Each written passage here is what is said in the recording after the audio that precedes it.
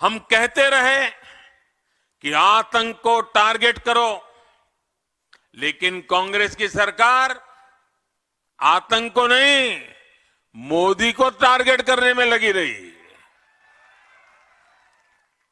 परिणाम यह हुआ कि आतंकियों के हौसले बढ़ते गए।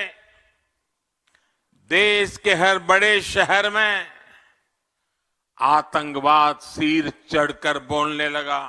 મારા હિન્દુસ્તાનના પ્રત્યેક વ્યક્તિના એમ્પાવરમેન્ટ માટે ડિજિટલ મૂવમેન્ટનો ઉપયોગ કરવો છે। મારા ગુજરાતના યુવાઓને પણ મોબાઈલની તાકાત, ડિજિટલ તાકાત અને તમે વિચાર કરો, હમણાં એવા એક કાર્યક્રમ 22 દેશના વિદ્યાર્થીઓ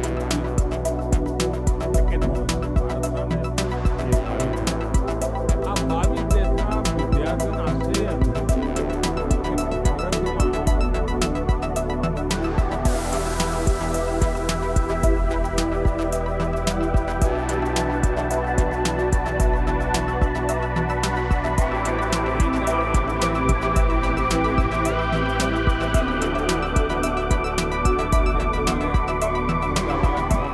मुझे 14 साल पहले देश पर हुए सबसे बड़े आतंकी हमले की तस्वीरें भी याद आ रही है।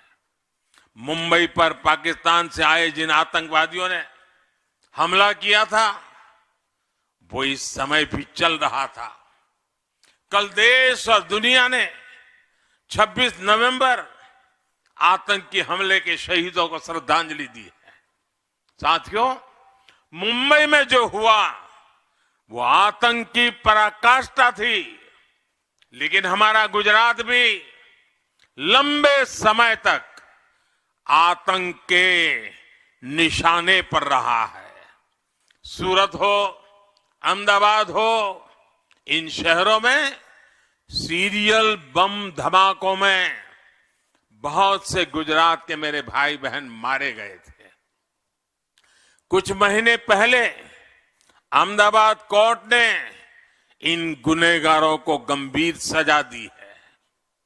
गुजरात चाहता था कि आतंक का ये खेल खत्म होना चाहिए।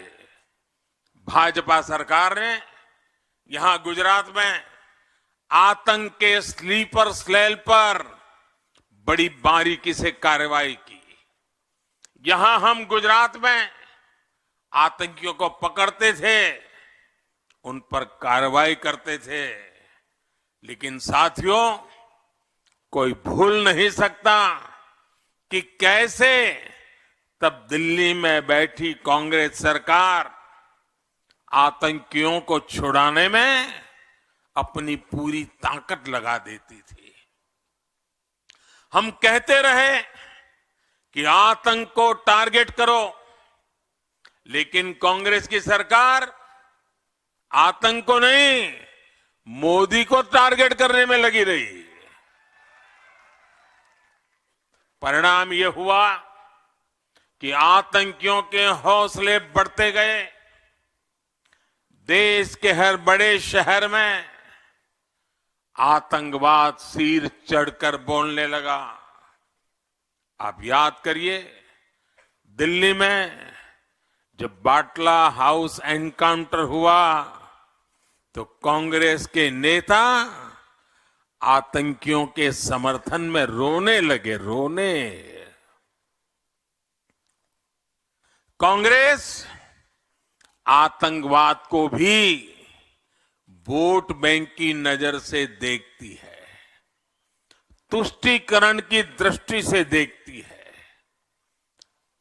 और सिर्फ कांग्रेस ही नहीं है, अब तो ऐसी भांति भांति के दल पैदा हुए हैं। ये दल भी शॉर्टकट की राजनीति में यकीन करते हैं। उनको तो सत्ता की भूख भी जरा तेज है। वो वोट बैंक की राजनीति करने पर उतारू हैं, अपीजमेंट, तुष्टीकरण के पॉलिटिक्स में इंटरेस्टेड हैं। कुछ लोगों को बुरा न लग जाए, अपनी वोट बैंक को दिक्कत न हो जाए, इसलिए भयंकर से भयंकर आतंकी घटना के बावजूद भी ये तुष्टीकरण की राजनीति करने वाले सारे दल, उनके मुंह पे ताला लग जाता है, चुप्पी साध लेते हैं। इतना ही नहीं, जब कोर्ट के अंदर मामले चलते हैं तो पिछले दरवाजे से उन्हीं से मिले हुए लोग आतंकवादियों की पैरवी करने के लिए कोर्ट के दरवाजे तक पहुंच जाते हैं। भाइयों बहनों, ऐसे दलों से गुजरात को, देश को बहुत सतर्क रहने की जरूरत है। साथियों, 2014 में आपके एक वोट ने, आपके वोट की ताकत देखिए, आपके एक वोट ने आतंकवाद को कुचलने में हमारी बहुत मदद की है। भारत के शहरों में तो छोड़िए, अब सीमा पर भी आतंक फैलाने से पहले आतंकियों के आकाओं को 100 बार सोचना पड़ता है।